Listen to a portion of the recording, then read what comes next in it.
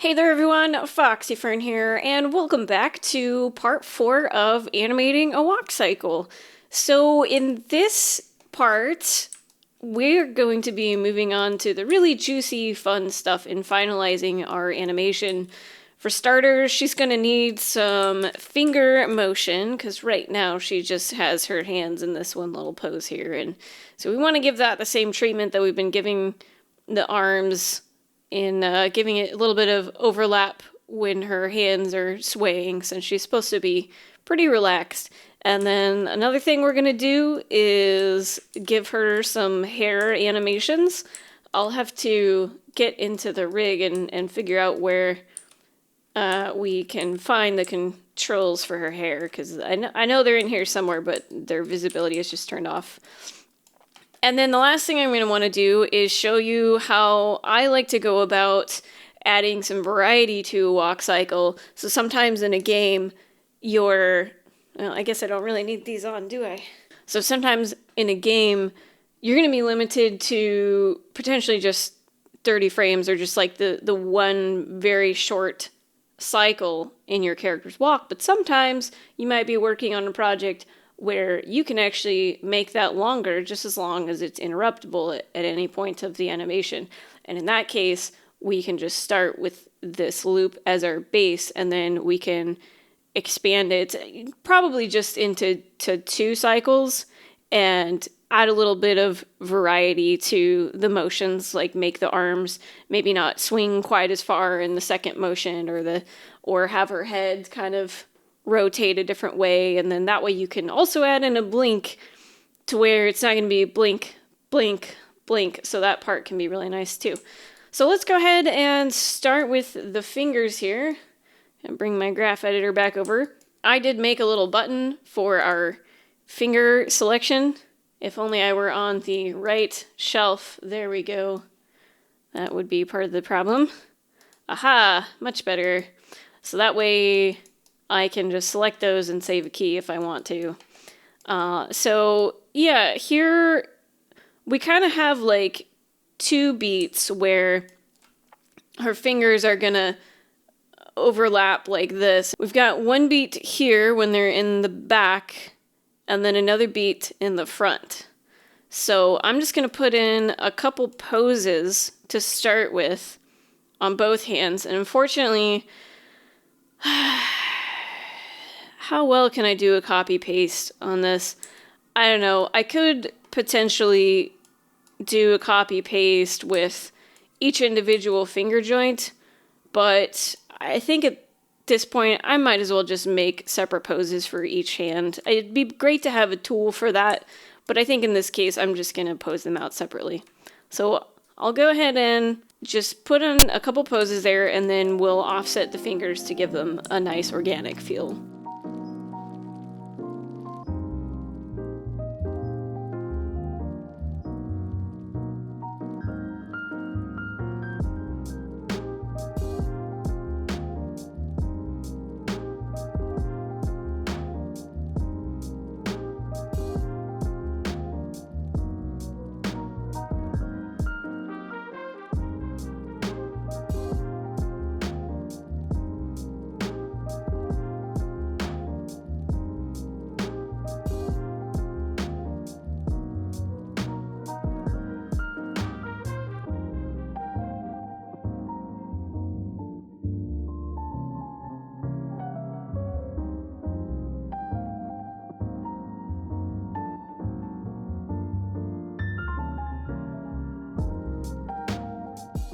Alright, welcome back guys. As you can see, I gave our hands a couple poses here, and I did go ahead and offset the fingers a bit on the right hand. So you got to see me do that in the time lapse, and I'll just go ahead and show you in real time how I like to do that. So, you know, everybody's got a different way to do this. There's not a right or a wrong way, but what I like to do here, well, first of all, we need to make sure that our animation actually loops here. I don't know how this happened, but let's see. Which one is better? Which one do I like? Okay. I like this one. So there. Now it's looping. Let me check our other hand too. Okay, that seems to be fine. Or fine, rather. So what I like to do is I'll grab the index controls, and we're going to go into our graph editor here and change the keyframe that these are all on. So what I like to do is go into the stats in this window, and I do -=1, and that will set everything back a key, which means it will happen a frame sooner than the other fingers. And now I'm going to leave the middle finger and the thumb on the same frame, but then we'll take the ring finger and the pinky finger, and we're going to move them back. Oops, that's not, sorry. I need to be +=1. And so we'll move them forward a frame so that they'll happen a frame later than the other fingers. Now, you could go in and do this to every single individual finger, but I feel like it's okay to keep a couple of them on the same frame as each other. I mean, like, if you really want to get into details, then you can offset like each individual joint in the fingers too. That's up to you. It all depends on the level of fidelity you're going for in whatever you're animating. But for now, let's just take a look and see what this looks like on our gal. All right. So definitely nothing too over the top here. I don't want that. But they just have a little bit more of a relaxed feeling. And you know, I might actually go in here and push the index fingers, both of them, back a frame just to make them happen.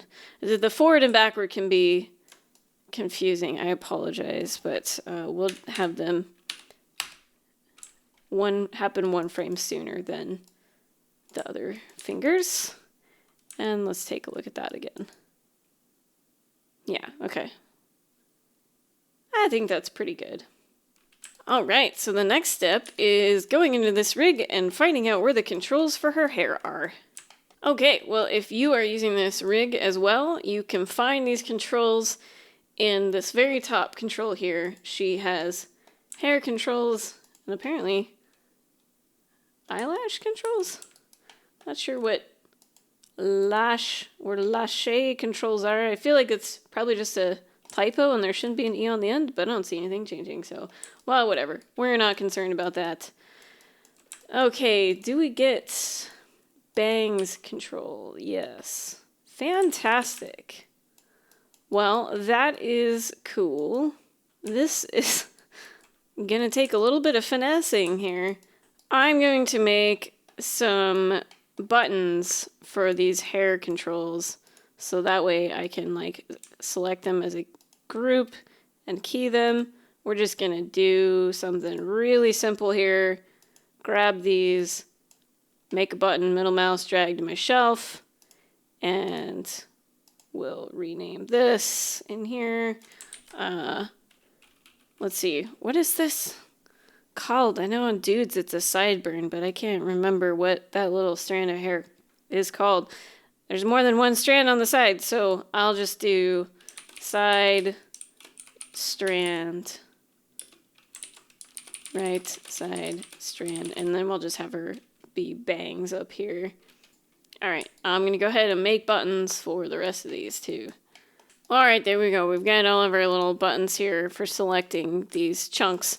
If you really wanted to get fancy, you could make your own shelf with proper icons and everything, and it'd make it's a lot nicer than what this is here, but I'm not going to bother with that for now. All right, so all I'm really going to do with these guys, aside from, you know what, we're just going to grab everything here. Oops, maybe that was a bad idea. I'm just going to grab everything and save a key so we can turn on our pre-infinity and post-infinity, because we didn't actually have keys on those before. Okay, so probably the fastest way really to do these is we're going to animate it in two directions, where it's going to come out like this, and it's going to come forward and backward like this.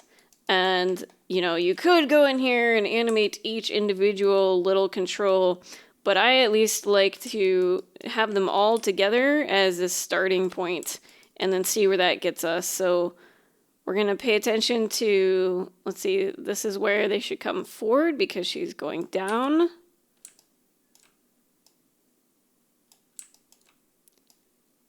And this is where they would swing backwards because she's coming up. And then we'll have down again.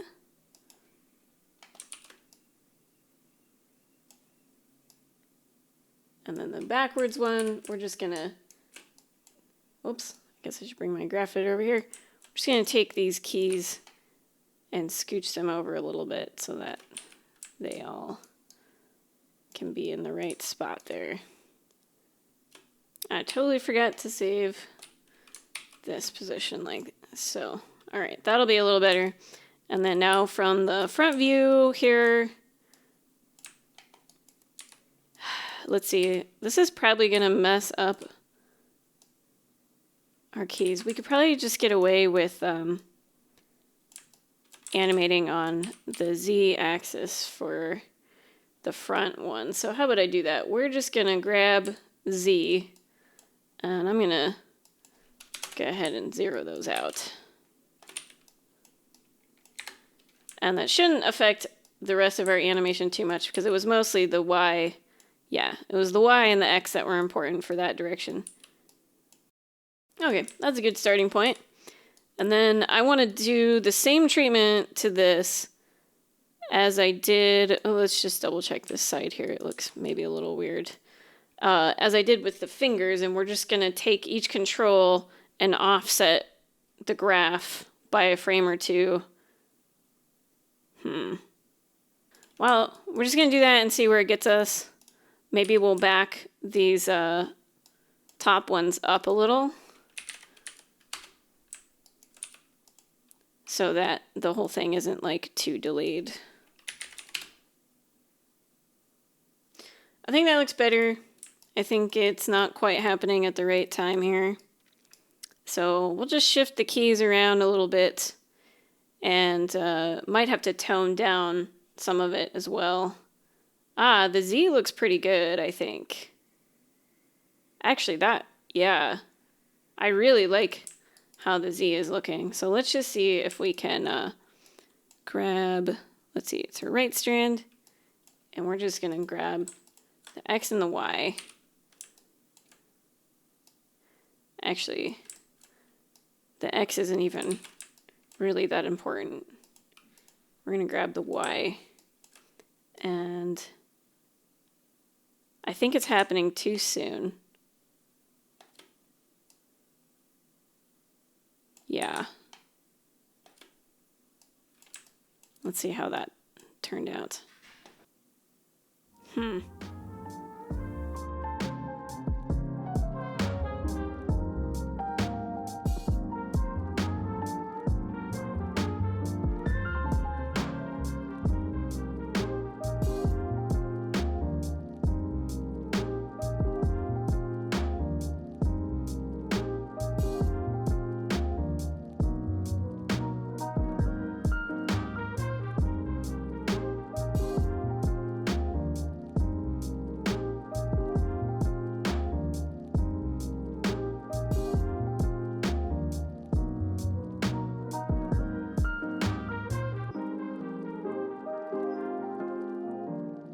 Okay, I think I got it looking to what I like.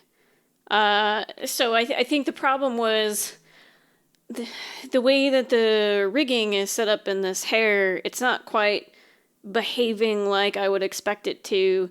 So I actually just ended up making it a little bit stiffer, and then I didn't put animation on every single one of these controls in the Y-axis because I don't think it needs it. I think it's stiff enough from the side of her face that it doesn't really need that. But then from the front, it does bounce out more. And I think that's more realistic based on the shape that her hair is making anyway. So yeah, I think I have it to a point where I like it. I can't just like copy and paste to the other side really because her hair is asymmetrical here. But I have learned my lesson from doing that one, which means this left side should be a little bit easier. Let's find out what our Z does. Okay, yep, that looks like as I would expect. And yeah, once again, this isn't, it's just, since it's got like this curve built into it already, it's not going to be quite as simple as I had originally intended. So I'm just going to go ahead and go through and manually do this one too, and you can watch it sped up.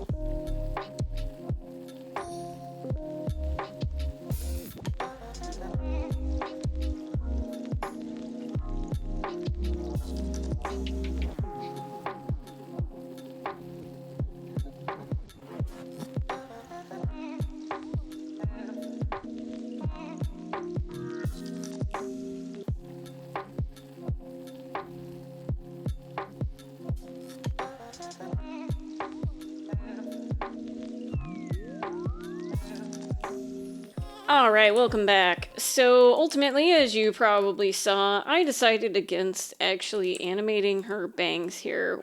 I felt like in order to make these look good, this rig probably needed another control. This one I think is just going to move her head. Yeah, oh god. Let's not do that. Because I don't really like that this big mass of her hair all moves together like that.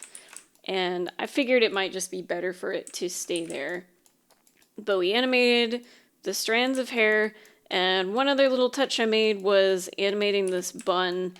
So, you know, it's not going to move a whole lot because it's attached to her head, but it does look like it's kind of a loose hairstyle. And I feel like it does add a little bit of movement to that, but I didn't ultimately want to animate this control because I thought that was... It's really weird to me that this control moves the hair that's attached to the bottom of her skull. Like, if it only moved the hair in this area, that would be kind of nice. But that would take some skinning that I don't actually have time to do right now. It wouldn't be that tricky to change that yourself if you know a little bit about how to do some skin weight painting, but that's for another day and time. In any case, now I think we're going to move on to giving her some life in her face. But let's go ahead and take a look at what this hair animation looks like real quick. I'm not a huge fan of this little piece right here. I think maybe it's just moving a little bit too much. I also didn't animate it forward and backwards because I thought maybe it was... again, a little too attached to her head. So I think what I'm just going to do here is scale these down a bit. Yeah.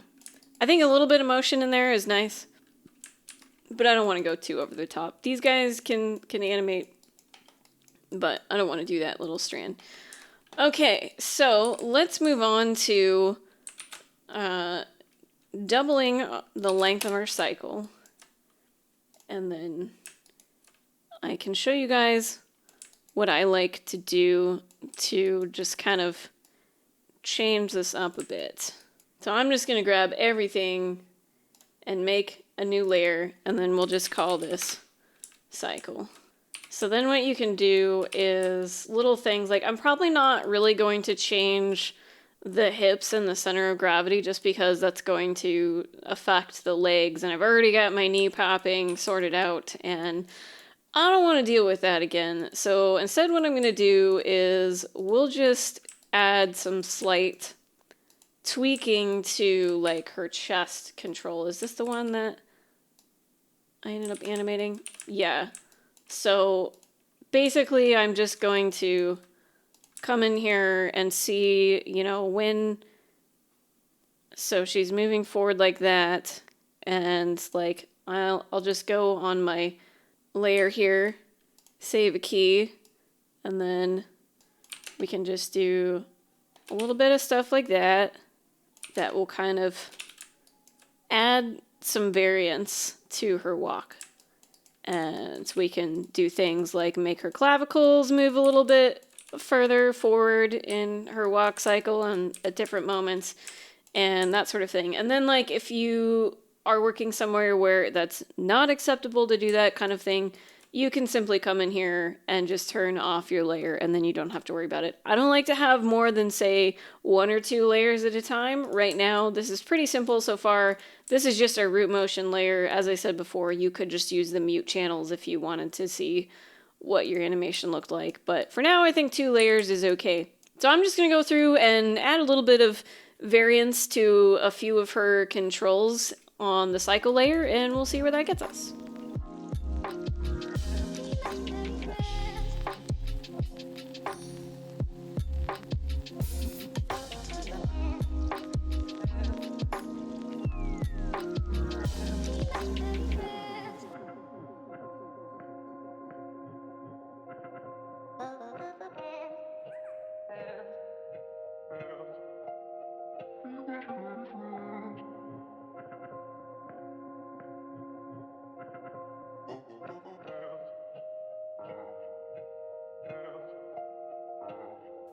All right, so here's the results that we have right now. It's not really something that's super noticeable, but that's not what I'm going for. I just want her to feel a little bit more organic, and I do feel like we have achieved that, although I am realizing now we could also vary up the hair bounces a little bit too, but I might do that at a later time. So, for our final touches here, I think it'd be a good idea to add a little bit of facial stuff. I am not 100% sure how these ideas are going to look, but one thing I want to do is maybe have an eye dart or two while she's looking around or while she's walking, just so that she's not like staring the whole time, right? Because like a lot of times your eye sort of scans the area. Like I'm probably not going to put in a head turn because I don't want this animation to like feel too loopy. If you have your character go like this, then they're going to go like this over and over and over again, and that's going to feel kind of weird. But when it's something like really subtle, like an eye dart or like just kind of like an eye twitch or something, you can generally get away with that, especially if you're going to do it over 60 frames like we have right now. So I'm going to do some eye darts here. Oops, hello. And we'll probably do maybe 1 blink over the 60 frame period, maybe 2. We'll see what it looks like. And then I'm just going to do like some real subtle eyebrow movement. We're not going to do anything crazy like open her mouth and oh wow, that's pretty cool though. Look at that nice stretch and squash we got going on. Oh, I'm going to need to use this character for a dialogue scene or something.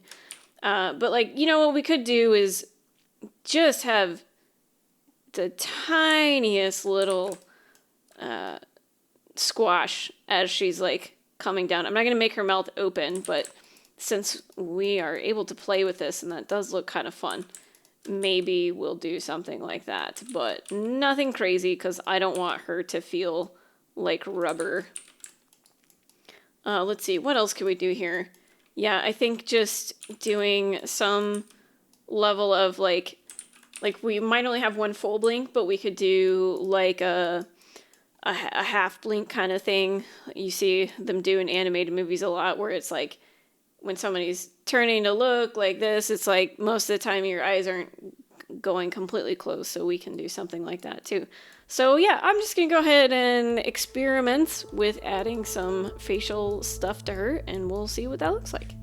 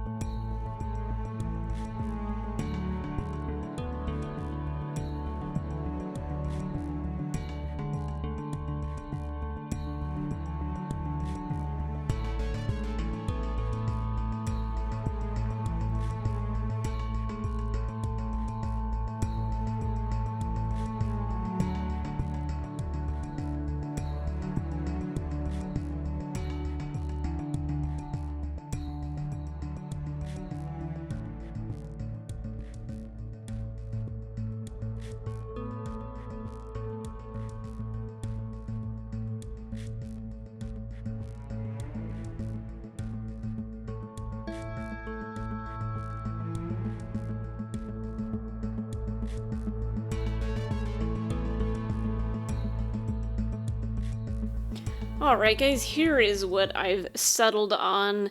As you can see, even though we did double the length of this cycle, it can still be a little repetitive looking at this character, because you can see the 1, 2, 3, 1, 2, 3 over and over again, and her little facial glances. But because I'm treating this as though we were looking at this character in a game engine, I'm not terribly concerned about it, because you are likely not going to be up this close to a character when they're in a game and they're actually playing a walk cycle. If you were doing a walk cycle in, like, say, a cinematic, it probably wouldn't be a cycle. It would probably be a character that you have specifically animated for that scene in a cinematic, and there probably wouldn't be much actual looping going on with your animation. But I feel like it gives our character enough of just a little bit of life where if we see her in the game, she's not just like this dead-faced character walking around. And, you know, depending on the distance of your game camera that you're going to be seeing this character at, you might want to make the movements more exaggerated than we did, because right now they're pretty subtle. I did actually end up going in and adding a little bit of squash to her face, as you can see, and then I did kind of make her lips part on one little spot, because I actually ended up kind of liking that after I toyed with it for a bit. I didn't want her to do that twice during the cycle, because I doesn't want it to feel like she has a floppy jaw or anything like that, but I thought one little lip parting was a nice touch. So, as an artist or an animator, essentially your job is never done. You can always do better. There's always something when you go back and you look at your animation, it's like, I should have done that, or, oh man, I need to fix this. But for all intents and purposes, I am going to call this animation done. So let's take a look at what she looks like. How about we make her moving here? And I'll play blast this since it's so slow and chuggy. So yeah, there you go. There's our girl walking casually on the beach. I think we did all right. There's some issues I'm already seeing with it myself, but that's the thing, is it's always a learning experience, right? And I've learned some things this time. I hope you've learned some things. Also, it was my first time actually animating with this rig, so I'm getting familiar with the character and what she is like. And I hope if any of you have been using this character, you are having fun with her. I do like her quite a bit. The only thing I found that was like a little bit annoying was her thumbs. I think her thumbs are kind of weird, and it's hard to get a nice looking pose in her hands, because her hands are very knuckly. So it doesn't like quite fit the very feminine rest of her body, but you know, maybe she's just done some tough stuff with her hands. But yeah, that is going to be it for this workshop series. I hope you guys enjoyed this, and I hope you got something out of it. Please let me know if you have any additional questions down in the comments. I'd be happy to answer any questions you have, and let me know what kind of stuff you would like to see in the future. Thank you so much for watching, everyone, and until next time, stay foxy.